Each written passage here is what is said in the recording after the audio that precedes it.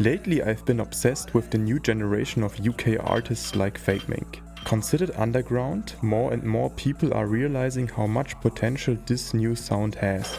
And it's not just because of Drake bringing up Fakemink on stage. Whether it's Fakemink and Zuko making melancholic tracks or Esdeekid pushing UK drill into new territory, they are adding way more depth to how the underground is seen. In today's video, I'll show you how I build a beat for this new wave of underground artists.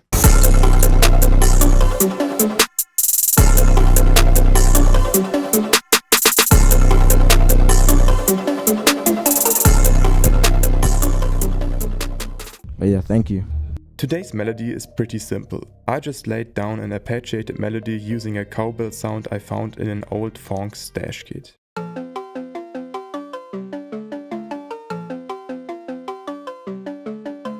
To create more atmosphere, I used a preset from Valhalla Supermassive, which is free by the way.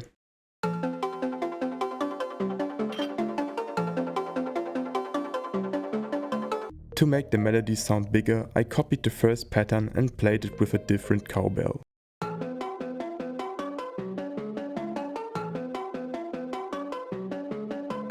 This time I used the default settings of Valhalla Supermassive. Just remember, there's no such thing as too much reverb.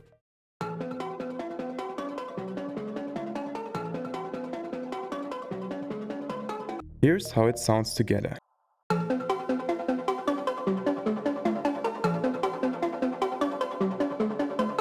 I felt the melody needed more processing, so I grouped it all into a track stack. First, I used EQ to cut unnecessary low end. Then, I added Shaperbox Liquid preset for movement, but kept the mix low at 24%.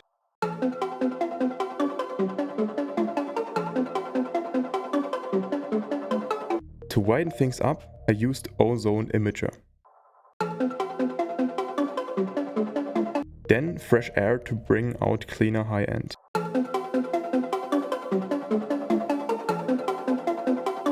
Finally, I used OTT to glue everything together and give it some extra brightness.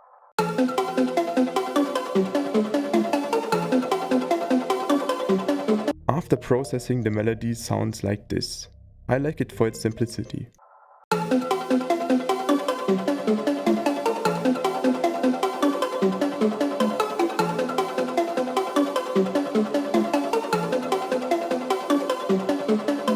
Then I moved on to the drums.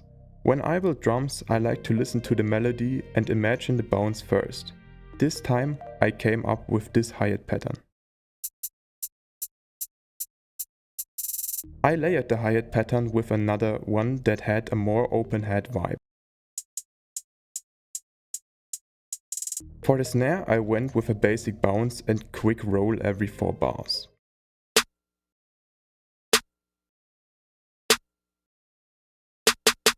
I also layered the snare. The first one lagged low end and the second filled that gap perfectly.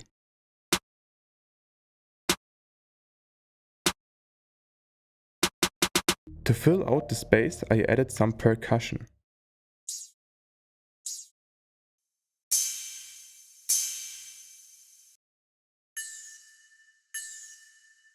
For variation, I switched up the snare rhythm in a second drum part.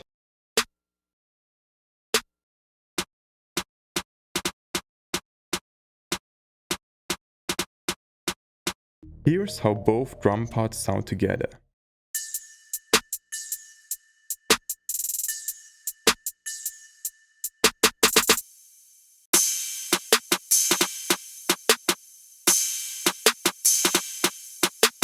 I still felt the drums needed more punch, so I started processing them with a low cut EQ.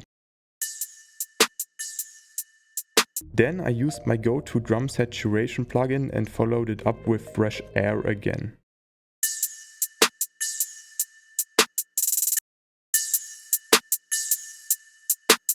Now for the 808. I kept it simple as it can get and picked one that hits hard.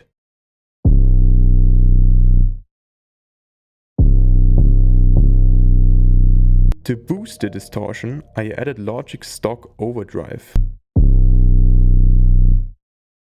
Next, I used a high-cut EQ to make sure the 808 doesn't clash with the melody.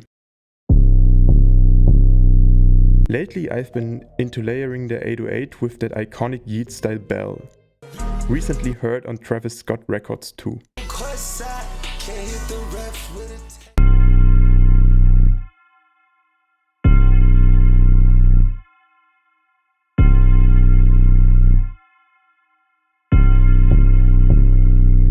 To smooth out the transitions, I used different FX sounds.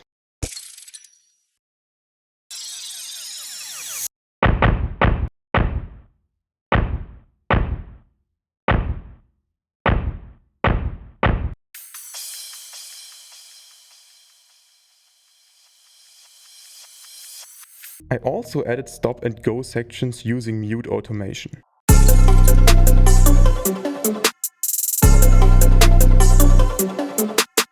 To make the melody fade in smoother, I automated a high and low cut EQ.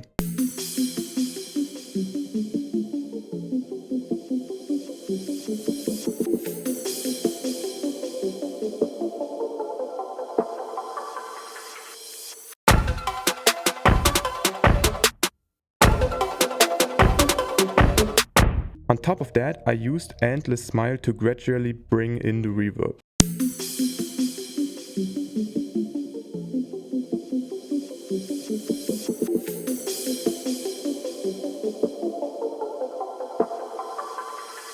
I love combining reverb with EQ automation. I copied the same automations to the drum bass for consistency.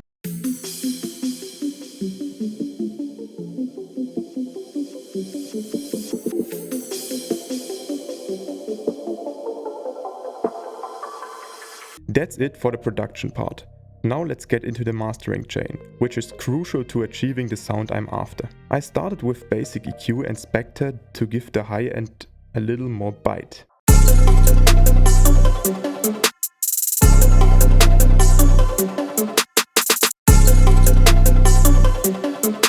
Then, as always, I threw on a soft clipper and pushed it until the bass almost hurts.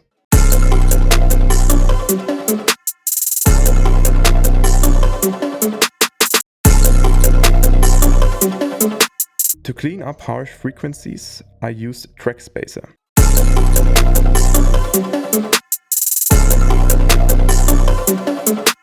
And to finish it off, I added MoMA to pull it all together.